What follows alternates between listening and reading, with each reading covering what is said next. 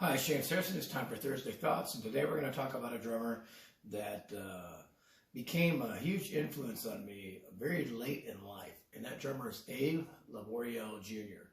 And I had heard about Abe, I had read about Abe, and obviously his father is a very world-renowned studio bass player and whatnot. But this all came down to I was watching the Paul McCartney DVD. I bought it. It was back in the U.S. It was a live DVD concert. Of course, I've always been a Beatles fan. I was always a McCartney fan. And I wanted to buy it, and I had no idea about the way that he drove the band. And his number one thing was his enthusiasm and joy he has that he projects while he plays is so infectious. Obviously, we could all learn something about grooving and not overplaying and stuff like that. But to obviously, it'd be hard to play that gig and not have joy. But I would imagine that enthusiasm that he plays with transfers over to every gig that he plays.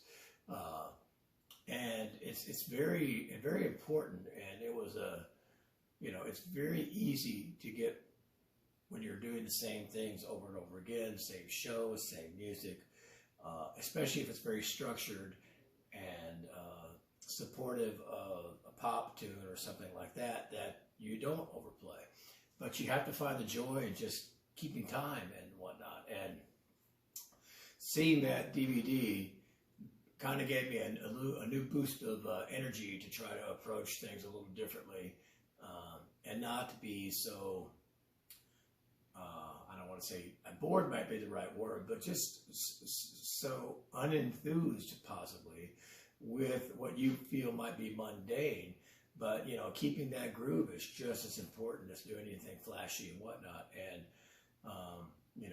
it's easy sometimes to become assembly line oriented when you're playing the same thing night after night or something. But, to the audience out there, they deserve to hear the best you got. And I think that when I saw that performance of Abe Laboriel Jr. and anything I've ever seen him on since then, it's just really a kick in the pants to realize, hey man, each audience is different, even if you're playing the same thing. So, tremendous drummer. You can check him out, read about him, whatever. Unbelievable guy.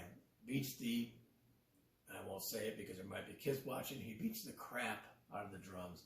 And very minimalized set, a classic, 4-piece drum setup, and it's big drums, and he pounds them, and he sounds fantastic, at least on the McCartney gig.